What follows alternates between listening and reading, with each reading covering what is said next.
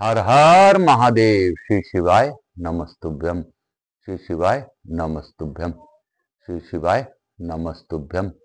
श्री शिवाय नमस्तुभ्यम। श्री शिवाय नमस्तुभ्यम। श्री शिवाय नमस्तुभ्यम। श्री शिवाय नमस्तुभ्यम। श्री शिवाय नमस्तुभ्यम। श्री शिवाय नमस्तुभ्यम। श्री शिवाय नमस्तुभ्यम। श्री शिवाय नमस्तुभ्यम। श्री शिवाय नमस्तुभ्यम। श्री शिवाय नमस्तुभ्यम। श्री शिवाय नमस्तुभ्यम। श्री शिवाय नमस्तुभ्यम। श्री शिवाय नमस्तुभ्यम। श्री शिवाय नमस्तुभ्यम। श्री शिवाय नमस्तुभ्यम। श्री शिवाय नमस्तुभ्यम। हे भोला सब दुख काटो हमारा, हे शंभो सब दुख काटो हमारा।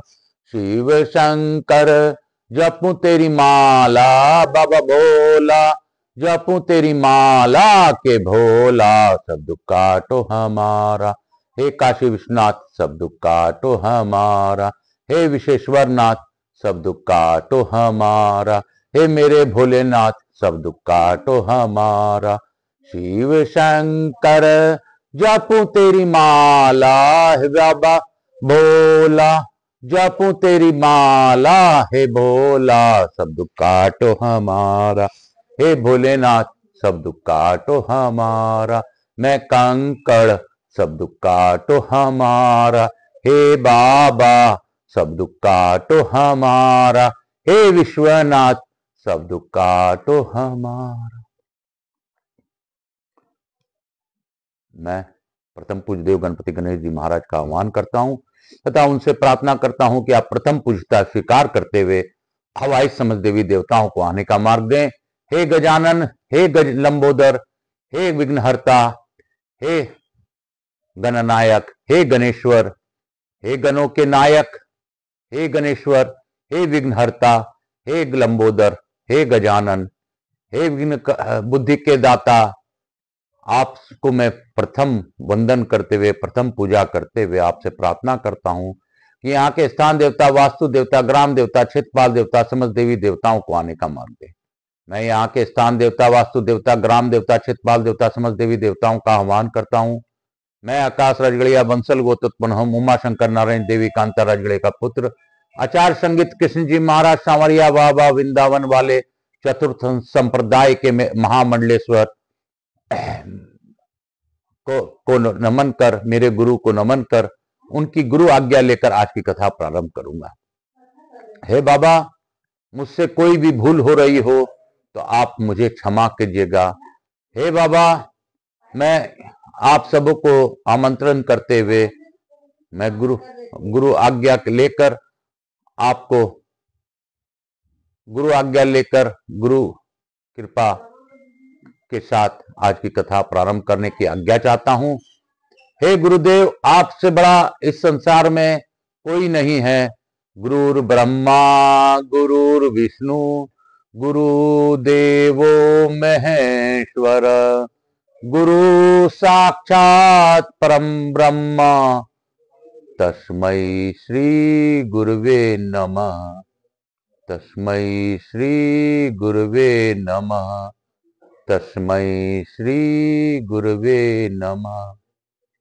गुरु गोविंद दौ खड़े काकू लागू पाए, बलिहारी मेरे गुरुदेव की प्रभु दियो बताए। हर हर महादेव। काल हर दुख हर दारी धर कष्ट हर, हर हर महादेव, हर हर महादेव, हर हर महादेव, हर हर महादेव।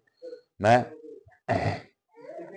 अपने भोलेनाथ मैया पार्वती को अनुरोध करता हूं कि आप इस गौर बेरुंदोरा का आसन को ग्रहण करें और भावपूर्वक इस कथा का श्रवण कर सभी को कृतार्थ करें। हे प्रभु, आपके बिना इस संसार में कुछ नहीं हो सकता। आप ही हैं जो मेरे पिता हैं, दादा हैं, मेरे भाग्य विधाता हैं। आपके बिना कुछ भी संभव नहीं। मैं आपको नमन करते हुए आज की कथा प्रारंभ करने की आज्ञा चाहता हूं। हे स्कंद कुमार कार्तिकेय जी को नमन करते हुए आज की कथा हम लोग प्रारंभ करेंगे। काल हर दुख हर दारी धर कष्ट हर, हर हर महादेव। कल हम लोगों ने ब्रह्मखंड के ब्रह्मोत्तर खंड का शुभारंभ किया था। आज हम लोग आगे की ओर जाएंगे, लेकिन उससे पूर्व कल का कुछ बातें जानेंगे। पांचाक्षर मंत्र संपूर्ण वेद, उपनिषद, पुराण और शास्त्रों का आभूषण है, सब पापों का नाश करने वाला है। इस प्रकार मैंने पांचाक्षर मंत्र का महान प्रभाव संक्षेप में बताया। बोलो काशी काशी शिव काशी मुख नगरी काशी की जय। सूर्य जी कहते हैं माघ फागुन मास में कृष्ण पक्ष की चतुर्दशी का उपवास अत्यंत दुर्लभ है। उसमें भी शिवरात्रि में जागरण करना तो मैं मनुष्यों के लिए और दुर्लभ मानता हूँ। उससे भी अत्यंत दुर्लभ है शिवलिंग का दर्शन तथा परमेश्वर शिव के पूजन, तो और भी दुर्लभ तर मानता हूँ। 100 करोड़ जन्मों में उत्पन्न हुई पुण्य राशि के प्रभाव से कभी भगवान शंकर की बिल्व पत्र से पूजा करने का अवसर प्राप्त होता है। 10,000 वर्षों तक जिसने गंगा जी के जल से स्नान किया है, उसको जो फल मिलता है वही फल मनुष्य एक बार बिल्व पत्र से भगवान शंकर की पूजा करके प्राप्त कर लेता है। प्रत्येक युग में जो जो पुण्य इस संसार में लुप्त हुए हैं, वे सभी फाल्गुन की चतुर्दशी शिवरात्रि में पूर्णतः विद्यमान रहते हैं। लोक में ब्रह्मा आदि देवता और वशिष्ठ आदि मुनि इस फाल्गुन कृष्ण चतुर्दशी को भूरी भूरी प्रशंसा करते हैं। इस शिवरात्रि को यदि किसी ने उपवास किया तो उसे 100 यज्ञों से अधिक पुण्य होता है। जिसने एक बिल्व पत्र से शिवलिंग का पूजन किया है, उसके पुण्य की समता तीनों लोकों में कौन कर सकता है। इस विषय में एक परम सुंदर पुण्य कथा कही जाती है। इक्ष्वाकु वंश में मित्र सह नाम से प्रसिद्ध एक परम धर्मात्मा राजा हो गए हैं। वे समस्त धर्मों में श्रेष्ठ शब्द अस्त्र शस्त्रों के ज्ञाता, शास्त्रार्थ वेदों के प्रांगत विद्वान, शूरवीर, अत्यंत बली, उत्साही, नित्य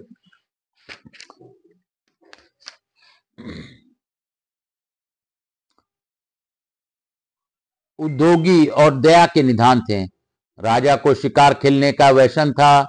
एक दिन उन्होंने अपनी बहुत बड़ी सेना साथ लेकर भयंकर वन में प्रवेश किया और वहां बहुत से व्याघ्र, जंगली सुअर तथा सिंहों को अपने बाणों से बिध डाला। राजा मित्र सह रथ पर सवार हो कवच से सुरक्षित होकर वन से में विचर रहे थे। उस समय उन्होंने अग्नि के समान आकृति वाले एक निशाचर को मारा। उसका छोटा भाई दूर से यह देखकर शोक मग्न हो गया और वहीं कहीं छिप गया। भाई को मारा गया देख उसने मन ही मन इस प्रकार विचार किया, यह राजा बड़ा दुर्दर्श वीर है, इसे छल से ही जीतना चाहिए। ऐसा निश्चय करके वह पापात्मा राक्षस मनुष्यों के समान आकृति बनाकर राजा के समीप आया। राजा ने सेवा करने के लिए विनीत भाव से आए हुए उस पुरुष को देखकर अज्ञानवश उसे रसोई घर का अध्यक्ष बना दिया। मधु आवाज दे रहा है।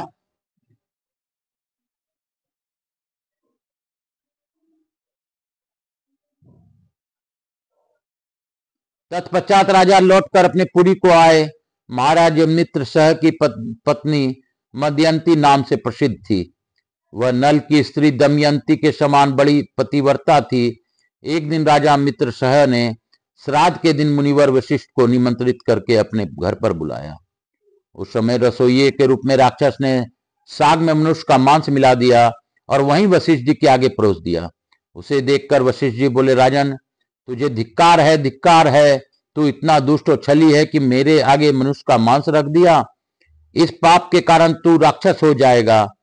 जब मुनि को यह मालूम हुआ कि यह सारा करतूत राक्षस की है, तब उन्होंने उस साप को 12 वर्षों की अवधि में समाप्त कर दिया। तब राजा भी कुपित होकर बोले, यह मेरा करतूत नहीं थी और न ही मैं इस विषय में कुछ जानता ही था, तो भी आपने मुझे अकारण शाप दे दिया। इसलिए गुरु होने पर भी आपको भी मैं भी शाप देता हूँ। ऐसा कहकर राजा अंजलि में जल ले गुरु को शाप देने के लिए अग्निदत्त हुए। यह देख रानी मदयंती ने पति के चरणों में गिरकर उन्हें ऐसा करने से रोका। रानी के वचन का मान रखने के लिए राजा शाप देने से निर्वित हो गए और उस अंजलि के जल को उन्होंने अपने दोनों पैरों पर डाल दिया। इससे राजा के दोनों पैर कलमश युक्त मलिन हो गए। तब से राजा का नाम कलमाशपाद हो गया। गुरु के शाप से राजा वन में विचरने वाले राक्षस हुए। एक दिन वन में कहीं किशोर अवस्था वाले नवविवाहित मुनि दंपति रमन कर रहे थे। उस समय उस नरभक्षी राक्षस ने तरुण मुनि कुमार को खाने के लिए पकड़ लिया। ठीक उसी तरह जैसे छोटे से मृग शिशु को कोई व्याध पकड़ लेता है। राक्षस के वश में पड़े हुए अपने पति को देखकर उसकी प्यारी स्त्री करुणापूर्वक बोली, सूर्यवंश सोधर महाराज, आप ऐसा पाप न कीजिए। आप राक्षस नहीं, अयोध्या के सम्राट हैं, रानी मदयंती के पति हैं। प्रभु, ये मेरे स्वामी मुझे प्राणों से भी अधिक प्रियतम है। इन्हें न खाइए। शरण में आए हुए तुम हुए दीन दुखी मनुष्यों को आप ही सहारा देने वाले हैं। इन महात्मा पति के बिना मेरे यह शरीर मेरे लिए महान भार है। इस मलिन पापमय 5 भौतिक शरीर से क्या सुख होगा। ये मुनि कुमार देखने को बालक है, किंतु वेदों के विद्वान, शांत तपस्वी और अनेक शास्त्रों के ज्ञाता है। इन्हें प्राण दान देकर आपको संपूर्ण जगत की रक्षा करनी चाहिए।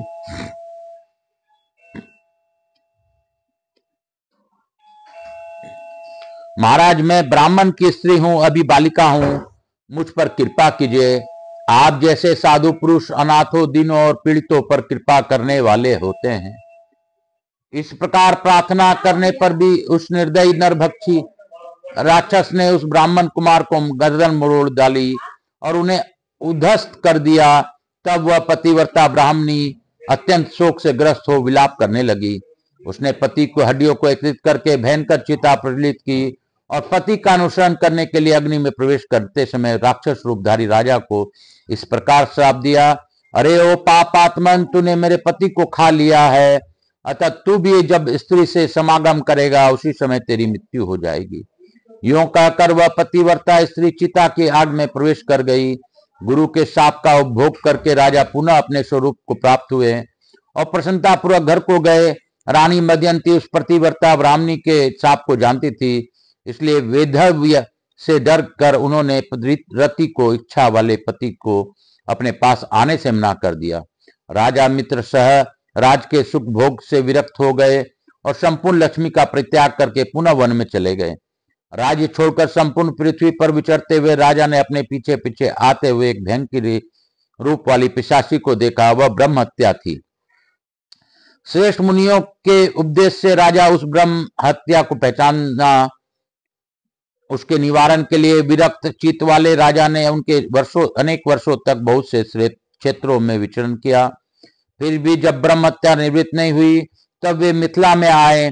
इसी समय उधर आते हुए निर्मल अंतकरण वाले गौतम मुनि को उन्होंने देखा और उनके समीप जाकर बार बार प्रणाम करके तब मुनि श्रेष्ठ गौतम ने राजा को आशीर्वाद दे मन मन मुस्कुराते हुए कहा, राजन, तुम्हारा यह कुशल तो है न, यहाँ कुशल तो है, तुम्हारे राज में कोई विघ्न बाधा तो नहीं है। राजा ने कहा, ब्राह्मण, आपके कृपा से हमें सब कुछ कुशल से है, परंतु यह भयंकर रूप वाली पिशाची हमें बड़ा दुख देती है। श्रापग्रस्त होकर हमने जो दुर्धर्ष्य पाप कर डाला है उसकी शांति सहस्त्रों प्रायश्चित भी नहीं हो सक रही है। आप प्रेम पूर्वक संभाषण करके मेरे चित्त को आनंदित कर रहे हैं। महाभाग, आज आपने चरण कमलों की शरण में आए हुए मुझ पापी को शांति प्रदान कीजिए, जिससे मुझे सुख मिले। तब करुणानिधि गौतम जी ने कहा, राजेंद्र, तुम्हें साधुवाद है। अब अपने महान पापों से होने वाले भय को त्याग दो। जब भगवान शंकर रक्षा करने वाले हैं तब उनकी शरण में आए हुए भक्तों को कहां से भय हो सकता है। गोकर्ण नामक मनोरम क्षेत्र महापातकों का संहार करने वाला है। वहां बड़े से बड़ा पाप भी नहीं टिक सकते। गोकर्ण क्षेत्र में विद्वान भगवान शिव स्मरण करने मात्र से समस्त पापों का नाश कर डालते हैं। जैसे कैलाश और मंदराचल के शिखर पर भगवान शिव का निश्चित निवास है, उसी प्रकार गोकर्ण मंडल में भी वहां महादेव जी महाबल नाम से निवास करते हैं। रावण नामक राक्षस ने घोर तपस्या करके जिस शिवलिंग को प्राप्त किया थी उसी को गणेश जी ने गोकर्ण क्षेत्र में स्थापित किया है। सनंदन आदि महात्मा तथा मृग चर्ममय वस्त्र धारण करने वाले साध्य एवं मुनिगण वहां बैठकर भगवान शिव की उपासना करते हैं। दंडी, मुंडी, स्नातक, ब्रह्मचारी तथा तप से समस्त पातकों को जला डालने वाले महात्मा भी देवादिदेव शिव की उत्तम भक्ति से उपासना करते हैं। इस ब्राह्मण मंडल में गोकर्ण के समान दूसरा क्षेत्र नहीं है। वहां महात्मा अगस्त मुनि ने घोर तपस्या की है। राजन, इस तीर्थ में संपूर्ण देवताओं के स्थान हैं। देवादिदेव भगवान विष्णु, परमेष्टि ब्रह्मा, वीरवर, कार्तिकेय तथा गणेश जी के स्थान हैं। गोकर्ण तीर्थ में कोटि कोटि शिवलिंग विद्यमान है। वहां पग पग पर असंख्य तीर्थ मौजूद हैं। सतयुग में महाबल नामक भगवान शिव श्वेत वर्ण के होते हैं। त्रेता में उनका रंग अत्यंत लाल हो जाता है। द्वापर में वे पीत वर्ण के और कलयुग में श्याम वर्ण के हो जाएंगे। महाबल शिव भयंकर कलयुग प्राप्त होने पर भी कोमल भाव को प्राप्त होंगे। परम उत्तम गोकर्ण क्षेत्र पश्चिम समुद्र के तट पर है। वह ब्रह्म हत्या आदि पापों का भस्म कर डालता है। इसी संसार में जो ब्रह्म घाती, भूतद्रोही, सठ और अन्य पापी होते हैं, वे सब गोकर्ण तीर्थ में पहुंचकर वहां के तीर्थों में स्नान करके महाबल नामक शिव जी का दर्शन करने पर शिवलोक को प्राप्त होते हैं। वहां पुण्य तिथियों को, पुण्य नक्षत्र एवं पुण्य दिन में जो महेश्वर शिव की पूजा करते हैं, वे सब शिव रूप हो जाते हैं। यदा कदा जो कोई भी मनुष्य गोकर्ण तीर्थ में जाकर भगवान शंकर की पूजा करता है, वह ब्रह्म पद को प्राप्त होता है। रविवार, सोमवार तथा बुधवार को जब अमावस्या तिथि का योग हो, तब वहां समुद्र में किया हुआ स्नान, दान, पितृ तर्पण, शिव पूजा, जप, होम, व्रतचर्या और ब्राह्मणों का सत्कार अनंत फल देने वाला होता है। महाप्रदोष की बेला में भगवान शिव का पूजन मोक्ष देने वाला है। माघ मास फागुन में जो परम पुण्यमयी कृष्ण पक्ष की चतुर्दशी आती है, उस दिन शिवलिंग और बिलपत्र इन सब का सुयोग दुर्लभ है। अहो, माया कैसे प्रबल है कि जिससे मूल एवं मनुष्य भगवान शिव को इस महातिथि की उपवास तक नहीं करते। शिवरात्रि का उपवास, जागरण, भगवान शंकर के समीप निवास तथा गोकर्ण क्षेत्र का वास, इन सब का सुयोग होना मनुष्यों के लिए शिवलोक में जाने का इसकी सीढ़ी है। राजन, मैं भी इस समय गोकर्ण तीर्थ से लौटकर आया हूँ। शिवरात्रि को उपवास करके भगवान शिव का महोत्सव देखकर लौटा हूँ। शिवरात्रि पर वहां का महान उत्सव देखने के लिए सब देशों से चारों वर्णों के लोग आए थे। स्त्री, बालक, वृद्ध तथा चारों आश्रमों के निवासी वहां आकर देवेश्वर शिव का दर्शन करके कृतकृत्यता को प्राप्त हुए। लौटते समय मार्ग में मैं एक अद्भुत आश्चर्य की बात देखकर मैं परमानंद में निमग्न हो कृतार्थ हो गया हूँ। बोलो शंकर भगवान की जय। बोलो काशी विश्वनाथ की जय। काशी काशी शिव काशी मोक्ष नगरी काशी की जय। गोकर्ण महादेव की जय। गोकर्ण महादेव की जय। मेरे भोलेनाथ की जय। काशी काशी शिव काशी मोक्ष नगरी काशी की जय। मोक्ष नगरी काशी की जय। आप सबको वंदन करते हुए, मेरे भोलेनाथ का स्मरण करते हुए, गुरु आज्ञा लेकर मैं इस कथा को यहीं पे विराम देता हूं और हम लोग अब लघु आरती की ओर बढ़ेंगे। काल हर, दुख हर, दारी धर, कष्ट हर, हर हर महादेव। शंभु शंभु बोल बम का नारा है, बाबा एक सहारा है। बोलो बम, बोलो बम, बोलो बम, बोलो बम। बोल के बम्मा बोल बम, बोल के बम्मा बोल बम, बोल बम भैया बोल बम। कपूर गौरम करुणावतारम संसार सारम भुजगेंद्रहारम सदा वसंतम हृदयारविंदे भवम भवानी सहितम नमामि। श्री राम जय राम जय जय राम। यहाँ के स्थान देवता वास्तु देवता श्री राम जय राम जय जय राम। श्री राम जय राम जय जय राम। मातृ देवी व पितृदेव सब पितृदेवताभ्याम नमो नमः। समस्त देवी देवताभ्यो नमः। भक्तवत्सलाय नमो नमः। स्कंद पुराणाय नमो नमः। समस्त देवी देवताभ्यो नमो नमः। शीतलीकरण अहम करशेत। हर हर महादेव। काल हर, दुख हर, दारी धर, कष्ट हर, हर हर महादेव। बोल बम का नारा है, बाबा एक सहारा। हर हर महादेव। शंभु शंभु बोल बम का नारा है, बाबा एक सहारा। बोलो बम, बोलो बम, बोलो बम, बोलो बम। मातृदेवी व पितृदेव व सब पितृदेवताभ्याम नमो नमः। हर हर महादेव। काल हर दुखर दारी धर कष्ट हर हर महादेव। शंभु शंभु बोल बम का नारा है, बाबा एक सहारा है। मैं प्रथम पूज्य देव गणपति गणेश जी महाराज, लक्ष्मी जी महाराज, रिद्धि सिद्धि शुभ लाभ कुबेर जी महाराज से अनुरोध करता हूँ कि आप हमारे यहाँ निवास रहकर अखंड कृपा बनाए रखें। आवाज समझ देवी देवताओं से अनुरोध करता हूँ कि आप सभी लोगों को आशीर्वाद प्रदान कर अपने स्थान को गमन करें, पुनः बुलाने पर पधार कर आशीर्वाद दें। मैं अपने भोलेनाथ मैया पार्वती को धन्यवाद देता हूँ कि उन्होंने भावपूर्वक इस कथा का श्रवण किया और हमें गोकर्ण महादेव के बारे में बतलाया। अद्भुत बातें हम लोग के जीवन में पता चल रही है और इसी पता से शिव का नाम हमारे जुबान से निकल रहा है। तो आपके नाम का स्मरण करते हुए हम लोग कृतार्थ हो गए। हे महादेव, सभी पर दया कीजिए। मैं गुरु आज्ञा लेकर आज की कथा को यहीं पे विराम दूंगा। काल हर दुखर दारी धरा का शरा हर हर महादेव। बोल बम का नारा है, बाबा एक सहारा है। बोलो बम बोल बम बोल बम।